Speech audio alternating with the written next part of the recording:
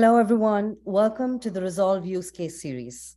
In this series, we've been discussing 7 automations that any organization should be prioritizing right now. Last week, we walked over employee onboarding. For those of you who missed last week's session, please go back on our LinkedIn page. You'll find a video, you'll find a great demo that Derek walked us through of a sample workflow of what that process would look like. This week, we are here to discuss employee offboarding. Today, I also have with me our speakers. We have Moore, Derek, and Richard. Moore, do you want to take some time to introduce yourself? Sure. Hi, my name is Moore. I am the HR manager at Resolve, and I am happy to be here again and talk a little bit about offboarding. Thank you, Brenda. My name is Derek Pasquarella here in New York City, and I head up sales engineering here in the Americas. My name is Richard Latulip. I'm the Director of Information Security and IT here at Resolve. Thank you for inviting me to the LinkedIn Live session, and I am out of Las Vegas, Nevada as well. Thank you guys for joining us. Moore, let's start with you. Can you kind of walk us through the process and just all of the challenges you see with employee offboarding? Absolutely. So in a similar way to onboarding, offboarding also has a lot of moving pieces and a lot of steps. And again, it's just one of those things that I don't think people realize how much work there is behind it. And it seems very simple on the surface, but there's just a lot more to it. And in order to do a proper offboarding, a manual process requires a lot of handholding from HR and IT. And a lot of times HR still has to chase people and make sure access was removed or just double checking that it was done on time and was done right. So not only is it time consuming, but there is a lot of room for error, and it's not uncommon to accidentally forget to leave access to a system on. It's funny you say that, because I always thought exit periods were simple. It's a big misconception, and I'll add to that, and I'll say that offboarding can at times be more challenging because over time, employees gain access to a lot more systems than they had originally onboarded with. And a lot of companies don't keep track of every single system that someone gained access to. So when it comes down to offboarding, it's very difficult to try to track every single system that needs to be turned off. And you know, especially now when we live in this world of SaaS, where I could be like, I'm not, if IT is going to take 2 days to get me access to that system officially, I'm just going to take my credit card, get on to that application and expense it. I know Richard here, it must be like, you better not be doing that here, miss. But I have seen so many places where that happens, because we are on a time and we need to deliver. We don't want to be worried about all of these processes. Exactly. So that's, you know, that's a great introduction. What would it mean to have an automated process from that perspective? So having the process automating is just much more efficient. And it goes back to having that same peace of mind that we would also get with an automated onboarding process, that all you have to do is submit a ticket and everything is taken care of, and it's done on time, which is also very important security-wise, as I'm sure Richard will walk us through. That's a great cue. I want to bring, I think, Richard into the conversation now.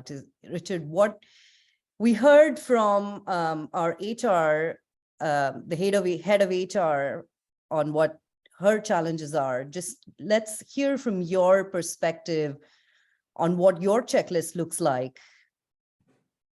Yeah, no, I appreciate it. Thank you for inviting me, and thank you for having me to be part of the conversation.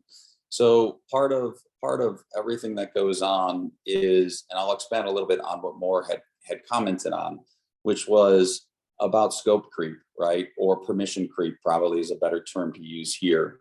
Over time, people will have the opportunity to either change roles, be promoted, or switch over to other areas within the organization.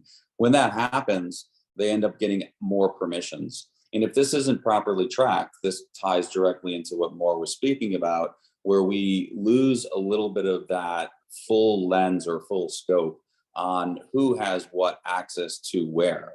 So when we ask for an employee to be offboarded, the IT, as the IT director as well, I need to be able to account for each system that this individual was granted access to, and then close that off properly.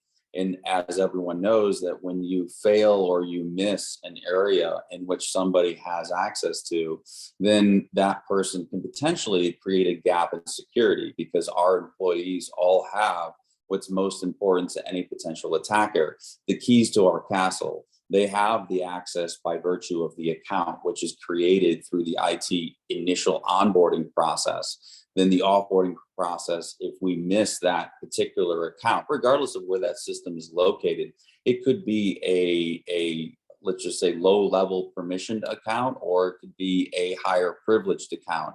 You know, when an attacker gets on, the first things that they're doing is looking for the lateral movement. They're looking to also escalate privileges. And then they'll try to create service accounts, these accounts that oftentimes are overlooked because they are automated or they are a bot within your organization. And so this creates unique challenges for IT. That's, you know, that's a great perspective, because nobody really would have thought that, given it that much thought from a security implication perspective, right? So thank you for that. I want to move to Derek at this point. Derek, are you going to show us, can we look at a sample workflow of? Absolutely. Let's dive into the product demonstration here. So again, thanks for having me, and look forward to showing you a bit around the Resolve solution and kind of touching on something that's, let's say, a variation on a theme for employee offboarding. So last week we looked at onboarding, and when we were kind of planning this out here today, I said, well, should we just show onboarding in reverse and kind of demonstrate that process, you know, a la offboarding? And I said, why don't we do something a little more interesting? So you heard Richard and Moore talk about, obviously, the security concerns when we think about incomplete or impartial or inaccurate offboarding. You know, zombie accounts left behind, little fragments here and there, access to this, access to that. And not only do you want to, you know, have good housekeeping of your various systems, your domain controller, et cetera, but of course, you don't want those lingering accounts to be used by a malicious actor, right? Some outside attacker that's going to come in, escalate, and you know, potentially compromise important systems. So what we're looking at here today inside of the Resolve platform, I have the workflow designer up on my screen, and this is really where we, you know, take the visual approach to building automation. The idea being, you know, rapid time to value, stitch together all these little building blocks to go from zero to automated, and you know, we're talking hours here, not days, weeks, or months. And all of these pre-built building blocks we see here that we term activities, they come from this huge library. Think of it like an app store. Tons of different integrations, one-off little actions and tasks, and you just download them, import them right into your instance, and you're off to the races. So for example, looking at things today, like let's say Active Directory, it's easy for me to take the Active Directory category here in my menu on the left, and let's say as part of my process, I need to list out any users belonging to a specific group. Well, I could take this list user groups activity out from the menu, come on in here, click on the activity settings, and all I need to do is fill out some basic input fields with either static or dynamic values, click save, and I'm off to the races. And down it goes as the data kind of flows downstream. So as I mentioned, what we're going to look at here today is actually something, as I said, supplemental to the offboarding process. And really, this is like an on-demand security or health check scan, if you will, of our domain. And this actually was inspired by a real customer use case. So I switched over here to my ticketing platform, and I'm actually going to submit this ticket here. Essentially, it's an incident just saying, hey, a domain health check scan is required. And upon the submission of this ticket, an event is going to be pushed over to Resolve. And I can actually see that here in my live dashboard, where I can capture certain high-level KPIs, metrics, as well as a live running snapshot of the system. And we actually see the automation is running. we can even drill down here for a live play-by-play execution of everything our automated workflow is doing from start to finish, all of the granular details, all the verbose output. So it's important to mention, especially when thinking about security, Resolve is really built to have very detailed logging so that there's no guesswork or mystery as to what an automation did and when and to what objects, what users, what systems, et cetera. It's all here. Now, what this workflow is actually doing right now, if we pivot back over to the ticket, is building report. And you know what, let me zoom in a little bit here. I know I have a pretty giant screen and I want to make sure everybody at home can see this. What it's actually doing here is building a report, various spreadsheets to let us know about things that, in this example use case, we consider important criteria for our security health check scan. So we scanned our domain, found 44 total accounts, but from our 3 categories, inactive, expired, and disabled, we found 1 account for each, 33 total groups, and 1 of which was empty, 4 group policy objects, and 1 of which was totally unlinked. So what does this mean? Well, based on our criteria here, we have at least 3 user accounts that shouldn't belong anymore, disabled, expired, inactive. One of those accounts could have administrator level permissions or access to some system, and should it ever be enabled again or reactivated, could pose a serious threat, as well as things like empty groups, they don't belong there anymore, and unlinked group policies. So all I'm going to do here in order to initiate the automatic cleanup is create a change request from this ticket. And in fact, Resolve even gave me instructions right here in the notes to say, oh, here's your report data. You can review it, right? Open the spreadsheet, take a look, make sure everything looks good, and you want to actually do the cleanup.